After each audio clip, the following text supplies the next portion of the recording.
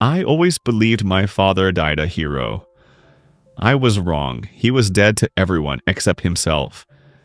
The funeral was real, the flag, the gun salute, my mother's tears, but the lie, perfect. I discovered the truth 12 years later, by accident, for $5. Do you want to know how I found out? Listen. I always thought my father died a hero. Sergeant Michael Harper, U.S. Marine Corps, 2013, a convoy near Fallujah. An IED explosion. A flag folded into a triangle, handed to my mother at a ceremony at Fort Hood. 21-gun salute. I stood there in a black suit we bought at a Walmart clearance rack because we didn't have money for anything decent. I was 20. After that day, I became the man of the house. That's what Mom said as she hugged me so tightly, I felt her tears soaking through my shirt. We lived in a Houston suburb, not the rich kind with swimming pools, but the kind where houses stand shoulder to shoulder and lawns are trimmed evenly so you don't embarrass yourself in front of the neighbors.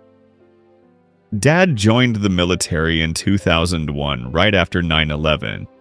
He used to say, "Someone has to."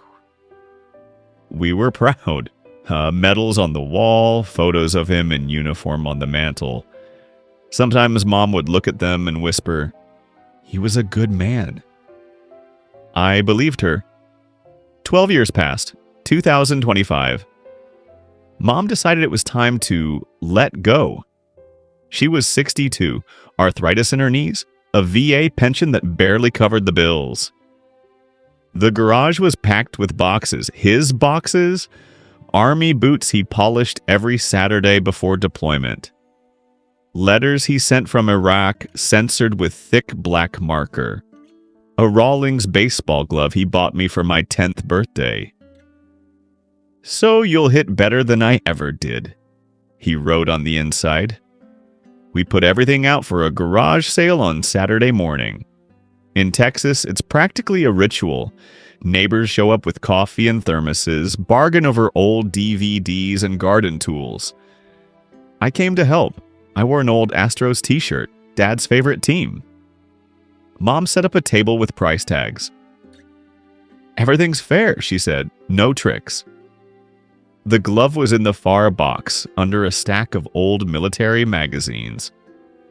Worn, the leather cracked with age, but it still smelled like glove oil and dusty baseball fields. I picked it up, and for a second I was back in 2002. Dad stood in the backyard, teaching me how to catch. "Don't be afraid of the ball, son. It comes to you because it trusts you." I laughed then.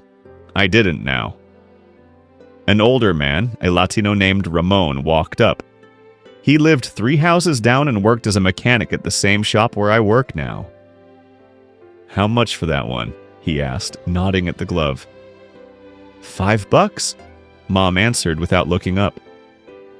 "Take 3, I said. I don't know why.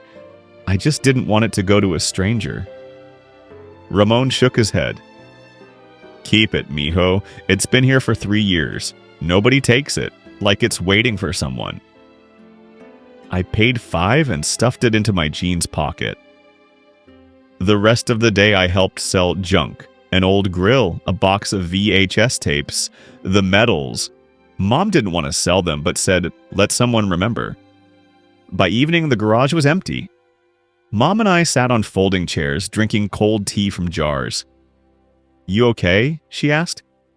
"Yeah, it's just strange seeing everything go." She nodded. He would have wanted us to live on. That night, I couldn't sleep. I took out the glove and started cleaning it with an old toothbrush, a habit from the auto shop. Under the torn lining, something white showed. I pulled. A yellowed note folded into quarters. Dad's handwriting, angular with long T's and L's. "Jack, if you're reading this, then I'm no longer your father. Not the one you remember. I didn't die in that convoy. I left. Debts, nightmares every night. Explosions, screams, faces I couldn't save. The bottle became my only friend. I didn't want you to see what I turned into. Better a dead hero than a living failure. I changed my name. It's Mike Reed now. I live in Durango, Colorado. I work on a ranch. Horses, fences, silence. If you ever want to find me, look there. Forgive me, son. I love you more than I ever managed to say. Dad, March 2014. I sat on my bedroom floor and cried like a child. My hands shook. Did Mom know? Or did she know and stay silent? In the morning, I called her. My voice was hoarse from a sleepless night. Mom? Did you see this? A long pause. Then, I got a letter a year after everything, from him. Same handwriting, I burned it. I didn't want you to know he left us. Better a hero in the ground than a coward alive. Why didn't you tell me? Because you were my anchor, Jack. If you'd known, you would have gone looking for him, and I would have been alone. I hung up, sat in my car outside the house, engine running, cold air from the AC blowing in my face. 12 years of lies. 12 years I wore his medals like a shield. And he was alive. Somewhere in the mountains. I drove to Durango. 2 weeks. I took time off from the shop, told my boss family business. Flew to Denver, rented a pickup, and headed southwest. Colorado roads are different. Not the flat Texas plains, but mountains that press on your chest. Snow still lay in the shadows, even though February was almost over. I searched everywhere. Ranches, bars, gas stations. Showed an old photo, Dad in uniform, smiling. Have you seen this man? Mike Reed. Most shook their heads. One old man in a bar said, There's a Mike on a ranch by the Animas River. Works with horses, doesn't talk much. I found the ranch on the third day. Small place, wooden house, a corral with 3 horses, smell of hay and smoke from the chimney. I parked by the road and stepped out. My heart pounded like I'd run a marathon. He came out of the barn, gray-haired, beard down to his chest, wearing a worn Carhartt jacket. The same eyes, gray-green, crow's feet at the corners. He saw me and froze. Jack? I nodded. I couldn't speak. He walked closer, slowly, like he was afraid I'd vanish. Stopped 2 steps away. You grew up, he said softly. You didn't, I answered. Stupid, but it slipped out. He smiled. That same crooked smile from the old photos. We sat on the porch. He brought 2 cans of beer, didn't open his. I haven't drunk in 9 years, he said. He told me everything. How after his death he went north, changed documents through an old army friend. Worked construction, then the ranch. Married again. A woman named Laura, a school teacher. 2 adopted kids. A 14-year-old boy and a 10-year-old girl. They call me Dad, he said, his voice shaking. And Mom? Me? I asked. I thought it was better this way. The VA didn't help with PTSD. Loans were crushing. We'd taken a mortgage before my last tour. I didn't want you to lose everything because of me. Insurance, pension, a hero's death.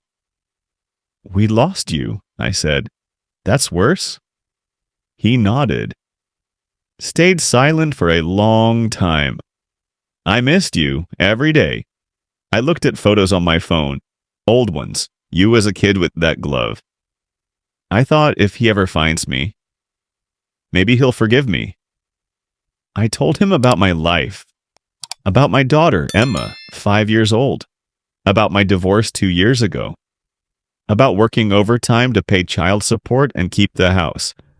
About waking up at night hearing explosions, though I'd never been to war. That's from me, I said. From you, genetics. He cried. Probably for the first time in years. Didn't hide it. Just sat there and cried. Before I left, he handed me the glove, now cleaned with new lining. Keep it. And if you ever decide I'm worthy and bring my granddaughter to a baseball game, I'll teach her how to catch.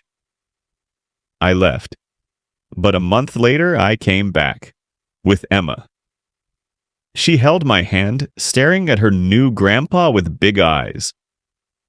"That's your dad's dad?" she asked.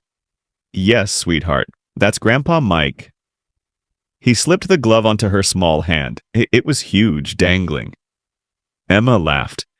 We went out to the backyard. He tossed the ball slowly, carefully. She caught it, fell into the grass, laughing. I stood off to the side and watched. For the first time in 12 years, I felt like I could breathe freely. Now the glove hangs in our house in a frame under glass. A reminder, heroes don't always die in war. Sometimes they just leave, and sometimes they come back. Curious what happens next? Comment below, and I'll reveal the truth.